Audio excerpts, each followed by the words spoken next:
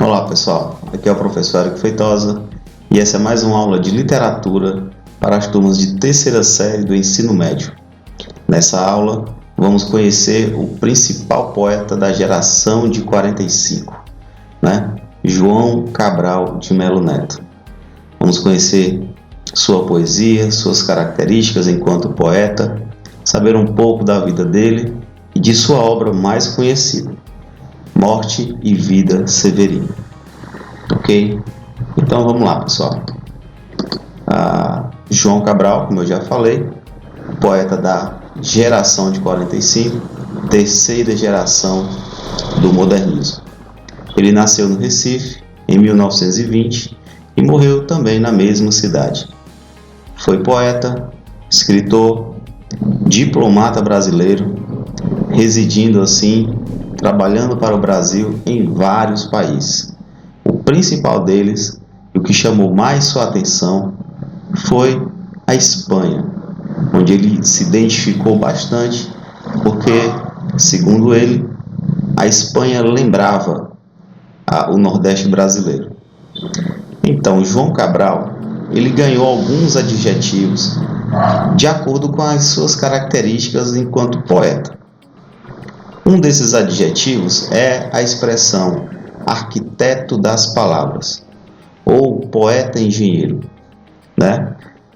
ele era chamado assim, foi batizado, ganhou esse título de arquiteto e de poeta engenheiro por conta da sua precisão ao escrever. Lembrando que essa característica de escrever da maneira mais formal possível, a busca de uma nova linguagem, é justamente característica da geração de 45. João Cabral, além de buscar um formalismo, uma maneira bem formal, bem padronizada de escrever, ele também fazia questão de evitar o sentimentalismo em sua poesia. Então, a gente vai dizer que a poesia de João Cabral é uma poesia seca, uma poesia áspera, porque realmente você não vai encontrar ideias subjetivas. Por exemplo, ideias sentimentais, falar sobre sentimentos. Não, essa não era a preocupação de João Cabral de Melo Neto. A preocupação dele era entender as coisas como elas são. Ok? Então essa busca incansável por entender as coisas, fazer uma reflexão racionalista, buscando a razão sobre as coisas ao redor. Então, por conta dessa precisão, dessa falta, ele retirava os adjetivos das palavras. Então, essa preocupação de ser o mais sério, o mais substantivo possível, é uma marca da poesia de João Cabral de Melo Neto e também é uma característica da geração de 45. Mas João, ele não está sendo falado aqui à toa. Dentro da geração de 45, ele se destaca por ter criado uma poesia própria, um modo próprio de escrever, que a gente vai conhecer um pouquinho agora. Certo? Vou mostrar para vocês um poema dele chamado O Engenheiro. Uma das preocupações de João Cabral é justamente, através do texto, ele criar paisagens. Você lê o poema do João Cabral e tem a impressão de estar vendo aquela cena. Tá certo? Então, ao longo da leitura, você vai montando uma espécie de painel, de paisagem de alguma coisa. Aqui no caso, ele vai falar sobre o engenheiro. E aí ele começa dizendo: a luz, o sol, o ar livre envolvem o sonho do engenheiro. O engenheiro sonha coisas claras, superfícies, tênis, um copo de água, o lápis, o esquadro, o papel, o desenho, o projeto, o número. O engenheiro pensa o mundo justo, mundo que nenhum véu encobre. Em certas tardes, nós subíamos ao edifício, a cidade diária, como um jornal que todos liam, ganhava um pulmão de cimento e vidro. A água, o vento, a claridade, de um lado o rio, no alto as nuvens, situavam na natureza o edifício crescendo de suas forças simples. Eu acho que você deve ter percebido a quantidade de substantivos que ele usou, né? A luz, o sol, o ar livre, o lápis, o esquadro. Então ele tirou, pessoal, ele tirou de propósito todos os adjetivos das palavras. Então você percebe que ele é muito direto, né? Quando ele vai falar sobre um sonho do engenheiro, ele vai dizer que o sonho do engenheiro é a luz, o sol e o ar livre, né? O engenheiro sonha coisas claras, sonha superfícies, tênis, um copo de água. E aqui sonhar não é ter um sonho, né? Não é dormir e sonhar. Aqui o sonhar é imaginar, né? Para o engenheiro criar uma obra, ele precisa conhecer a luz, conhecer o sol, conhecer o ar livre daquele lugar, conhecer as superfícies que ele vai utilizar, né? E a engenharia, ela não está só, pessoal, em um prédio, né? Existe engenharia para outros objetos, até para um copo. Existe um design, né? O engenheiro que vai fazer aquele copo, o engenheiro que vai fazer aquele tênis. Então, o engenheiro em si, ele pensa em coisas, ele imagina como é que as coisas devem ser, né? Como é que as coisas podem ser também. E logo em seguida ele vai falar sobre esse engenheiro, o engenheiro civil, né, que constrói prédios enormes, que ele vai chamar aqui de pulmão, né? Um pulmão de cimento e vidro, ok? Então, essa é a poesia do João Cabral de Melo Neto, uma poesia direta, uma poesia que fala sobre um determinado assunto. Ele não vai divagar, não vai mostrar sentimentos nenhum. Ele vai apenas apresentar as coisas. E nós, leitores, conseguimos montar esse painel, essa imagem que ele vai construindo. No caso aqui, ele está pensando, né, raciocinando sobre o engenheiro, sobre essa profissão. Ok? Então, essa é a característica da poesia do João Cabral. Ser preciso, ser direto na escrita, retirar todos os adjetivos possíveis, deixar apenas o substantivo, ou seja, a coisa, né? Os objetos, tá certo? Para criar assim uma linguagem poética nova. Outro poema que chama muito a minha atenção, desde a primeira vez que eu li, lá no ensino médio, foi o poema Tecendo Amanhã, em que ele fala sobre o amanhecer. Então, quando a gente fala sobre o amanhecer, a gente lembra do sol, né, nascendo e tal. E o João Cabral aqui nesse poema, ele vai citar, ele vai utilizar a imagem do galo, né, o galo que canta pela manhã, assim que o dia nasce. Então ele vai criar uma imagem bem interessante sobre a função do galo no amanhecer. E ele vai dizer assim: um galo sozinho não tece uma manhã. Ele precisa sempre de outros galos, de um que apanhe esse grito que ele e o lance a outro, de um outro galo que apanhe o grito que um galo antes e o lance a outro, e de outros galos que com muitos outros galos se cruzem os fios de sol de seus gritos de galo, para que amanhã, desde uma teia tênue, se vá tecendo entre todos os galos, e se incorporando em tela entre todos, se erguendo em tenda, onde entre todos se entretendo para todos no todo que é amanhã, que plana livre de armação. Amanhã, todo de um tecido tão aéreo que tecido se eleva por si, luz balão. Então é bem interessante como ele cria essa imagem do amanhecer, né? O amanhecer ele só vai surgir de verdade depois que esses galos começarem a cantar um atrás do outro, fazendo uma espécie de tecido, né, desse canto do galo, e esse tecido colabora para o nascer do sol, colabora para os raios do sol surgirem, né? Então a imagem bem interessante é essa que o poeta João Cabral de Melo Neto utiliza no poema Tecendo a Manhã. Bem, uma característica marcante na poesia de João Cabral de Melo Neto é a metalinguagem. É a linguagem que descreve sobre ela mesma. Então, quando um texto está falando sobre fazer texto, nós temos aí a chamada metalinguagem, ou seja, utiliza o próprio código para explicá-lo, né? Aqui tem um trechinho de um poema bem interessante que vai nos ajudar a entender a metalinguagem. Ele vai dizer que escrever é como catar feijão. Olha só, catar feijão se limita com escrever. Joga-se os grãos na água, no alguidar e as palavras na folha de papel. E depois joga-se fora o que boiar.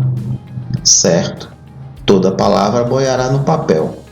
Água congelada, por chumbo seu verbo.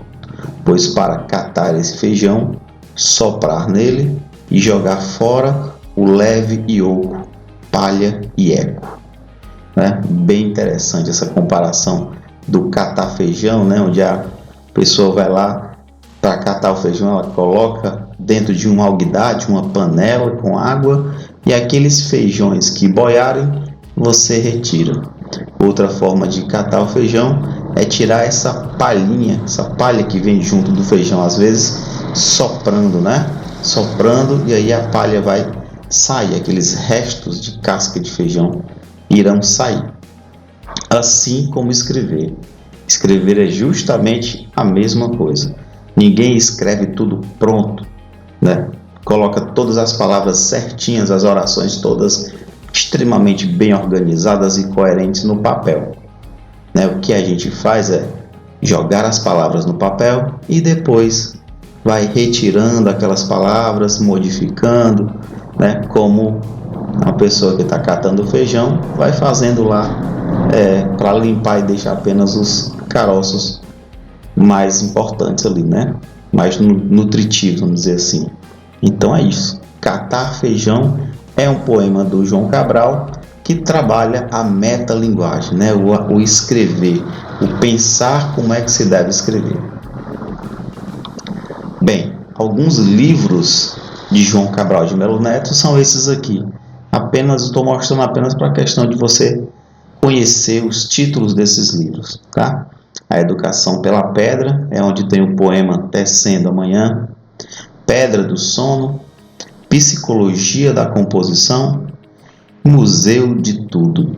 São 4 livros fantásticos do João Cabral de Melo Neto. A poesia dele, pessoal, pode ser encontrada também em obras completas, poesias completas como essa daqui que eu estou mostrando, tá? Aqui, em um livro só, nós encontramos toda a poesia de João Cabral de Melo Neto, tá? Possivelmente na biblioteca da sua escola você vai encontrar esses livros. Bem, mas de todos eles tem um livro que se popularizou, né? Que ele é o mais conhecido livro de João Cabral de Melo Neto. A gente está falando do livro Morte e Vida Severina e outros poemas em voz alta, né? Morte e Vida Severina foi escrito em 1954, 1955, né? Um auto de Natal de temática regionalista. Bem, além do João Cabral utilizar esse formalismo todo na poesia, né? Uma explicação sobre as coisas, explicação sobre o engenheiro, explicação sobre amanhã, ele também tem uma outra vertente na poesia dele, que é justamente falar sobre os problemas sociais, e principalmente os problemas sociais que afligem o nordestino. né? A seca, a exclusão social, a desigualdade social.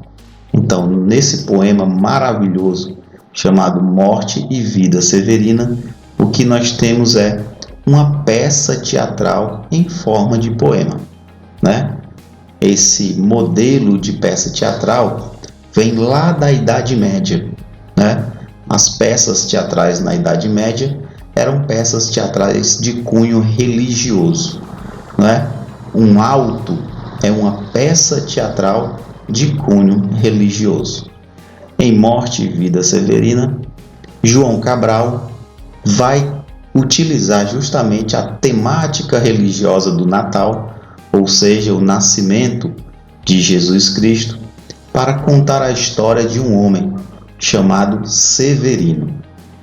Então, ao longo da narrativa, ao longo do poema, nós temos um personagem principal que está ali falando com o leitor.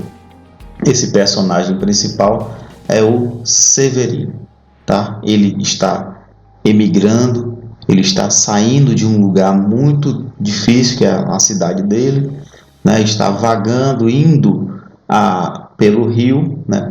Por um rio seco, para poder chegar em algum lugar que ele pudesse encontrar comida, água, o emprego e por aí vai. Então ele está fazendo o que a gente chama de êxodo rural, né? Está saindo do campo, fugindo, porque não há condições de viver ali. E ali, no poema Morte e Vida Severina, a gente acompanha essa viagem, essa peregrinação do Morte e Vida do Severino até chegar à cidade de Recife, onde, segundo contaram para ele, é que você vai encontrar, né, que ele vai encontrar um salário, vai encontrar emprego, vai encontrar coisas boas, né, lá em Recife, na cidade de Recife. Então ele está ali acompanhando o rio chamado Rio Capibaribe, né? Ele acompanha esse rio para poder chegar até o Recife, porque a cidade de Recife fica justamente no Rio Capibaribe, tá bom? Então é mais ou menos isso que você vai encontrar aqui. Agora, uma coisa fantástica é a linguagem que ele vai usar, tá? Nós vamos ler a primeira parte do livro Morte e Vida Severina, onde o próprio personagem vai tentar se identificar para quem está assistindo a peça, né? Ou para quem está lendo a peça. Então, o personagem, ele angustiado, ele vai explicar quem ele é, tá certo? Vamos ler. O retirante explica ao leitor quem é e aqui vai. O meu nome é Severino. Como não tenho outro de pia, como há muitos Severinos, que é santo de Romaria, deram então de me chamar Severino de Maria. Como há muitos Severinos, com mães chamadas Maria, fiquei sendo o da Maria do finado Zacarias. Mas isso ainda diz pouco. Há muitos na freguesia, por causa de um coronel que se chamou Zacarias, e que foi o mais antigo senhor desta Sesmaria. Então aqui ele tenta, né, como você está percebendo, ele tenta explicar quem ele é. Ele tenta se encontrar nesse mundo, né? Eu sou o Severino, mas da Maria. Só que existia um Severino, né, o santo de Romaria, então muitas crianças ganharam esse nome. E aí ele era o Severino da Maria, mas também existiam várias Marias que eram mulheres de homens chamados Zacarias, que também já morreram. Então ele tenta o tempo todo se identificar, tá? Como então dizer quem falo? Ora, a vossas senhorias, vejamos, é o Severino da Maria do Zacarias, lá da Serra da Costela, limites da Paraíba. Mas isso ainda diz pouco, se ao menos mais 5 havia, com nome de Severino, filhos de tantas Marias, mulheres de outros tantos já finados Zacarias, vivendo na mesma serra magra e ossuda em que eu vivia. Somos muitos severinos, iguais em tudo na vida, na mesma cabeça grande que a custa que se equilibra, no mesmo ventre crescido, sobre as mesmas pernas finas. Iguais também, porque o sangue que usamos tem pouca tinta. E se somos severinos, iguais em tudo na vida, morremos de morte igual, mesma morte severina. Então ele não consegue se identificar, porque além dele há 5, outros severinos vivendo nesse lugar, super difícil, uma serra, muita seca, muita como é que eu posso dizer, muita tristeza, muita ausência de tudo, de comida, de tudo. Então ele vai passar a pensar assim: bem, na verdade nós somos muitos iguais. E aí, ao invés dele ficar tentando se diferenciar, ele vai passar a mostrar agora o que há de igual em todos, o que há de semelhante em todos os severinos. Então ele vai dizer que todos têm a cabeça grande, o sangue tem pouca tinta, que ele está usando a metáfora, muito forte nisso, e possui a vida igual.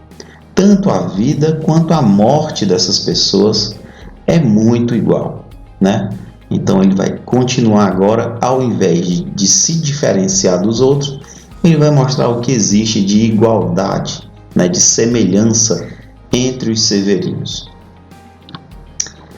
Bem, ele está falando da morte, Ele vai dizer que é a morte que se morre de velhice antes dos 30, de emboscada antes dos 20, de fome um pouco por dia, de fraqueza e de doença, é que a morte severina ataca em qualquer idade e até gente não nascida. Somos muitos severinos, iguais em tudo e na sina. Há de abrandar estas pedras, suando-se muito em cima? Há de tentar despertar a terra sempre mais extinta? Há de querer arrancar algum roçado da cinza? Mas para que me conheçam melhor, vossas senhorias, e melhor possam seguir a história de minha vida, passo a ser o severino, que em vossa presença emigra. Então, pessoal, aqui ele vai continuar a caminhada dele e a gente vai acompanhando esse homem, vivendo desventuras ao longo de toda a sua caminhada até chegar ao Recife. Muito forte, é um poema muito forte, porque retrata algo que ainda hoje é real, pessoal. Muita gente ainda hoje sofre, muita gente ainda foge dessas situações de calamidade, Aqui o personagem está indo para o Recife, mas nós podemos também ver muitos severinos indo para outras capitais, para tentar ganhar dinheiro, para tentar vencer na vida, e quando chegam lá, muitos não conseguem, não é verdade? Então eu aconselho, eu indico a leitura do livro Morte e Vida Severina, do início ao fim, Quem puder fazer isso só vai ganhar, tá certo? Então, pessoal, espero que vocês tenham gostado. Essa foi uma aula sobre João Cabral de Melo Neto, poeta da geração de 45. Tá? Um forte abraço do professor Érico. Tchau.